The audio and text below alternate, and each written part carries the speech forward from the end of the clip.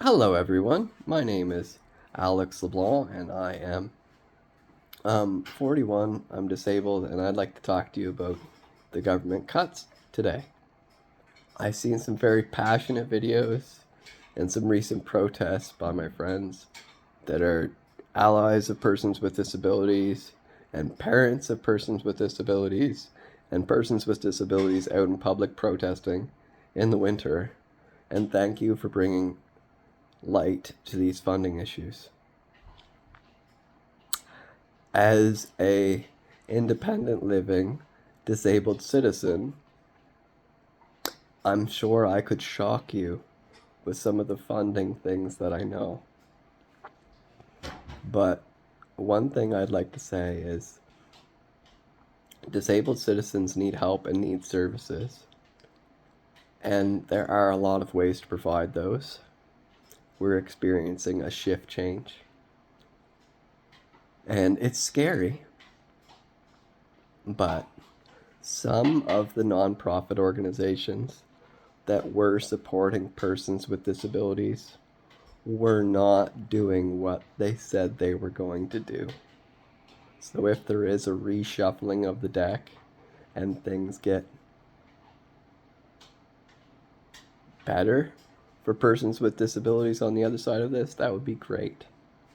But it seems like the government wants to establish non more for-profit corporations to handle these issues.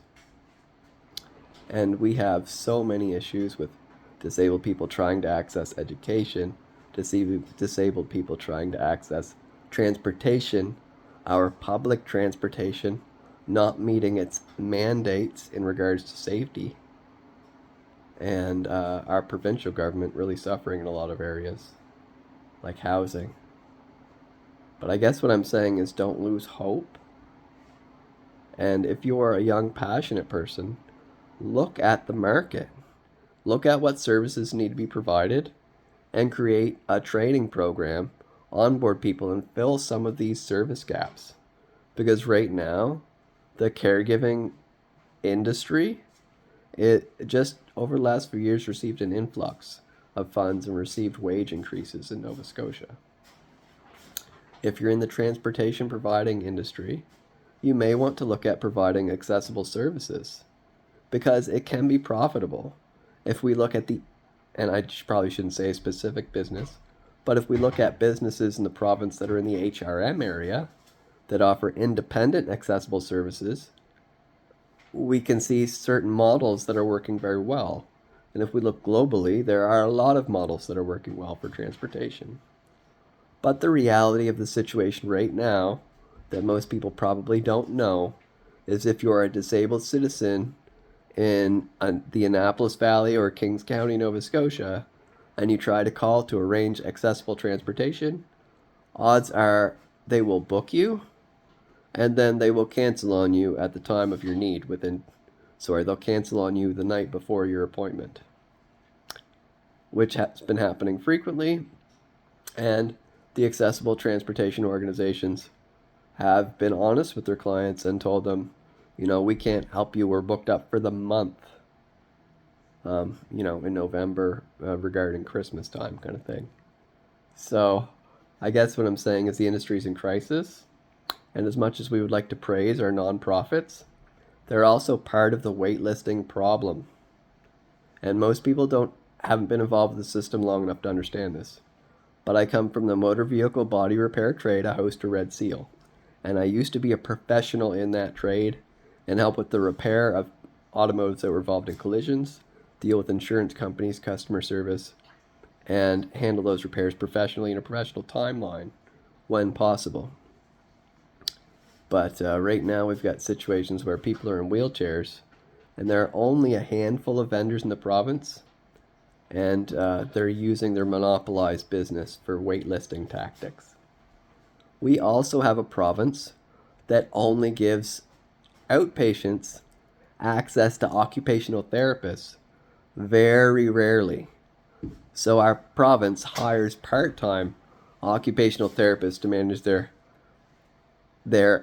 clients that are in public, not their clients that are in hospital, but their clients that are in public So they can't ever have occupational therapist assessments and recommendations, which is part of the problem. Because if people have the recommendations up front, then that's a medical recommendation, then those things can be funded for disabled citizens that are low income. So I would really like to see a streamlining to the process. I would really like to see experts like me start getting paid for our expertise and start being brought into the system to help streamline it. And I'd like to see more colleges and universities developing programs and working with Apprenticeship Nova Scotia to develop national occupational codes for industries like the service dog industry, to make them professional to tradesman standards or to professional medical standards like doctors. But regardless, we've got a lot of specialized trades, a lot of specialized technologies, and a lot of specialized healthcare industries that need to be further developed in our country, and we need experts to go into those industries and teach an entire new generation of people. Yeah. So, yeah, the government cuts are scary on the one hand. I don't think we should be cutting all the programming, but I am excited to see what happens on the other side, because in my experience, some of these nonprofits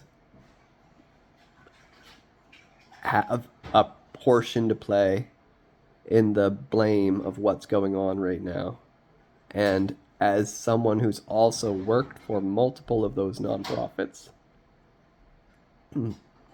I felt the urgency of the work, and I hope the people that are still involved with those nonprofits are able to stay calm during this time of extreme turbulence and do the best they can in their positions. But yeah, I don't know if my video makes any sense, and I'll stop filming it now. Okay, bye.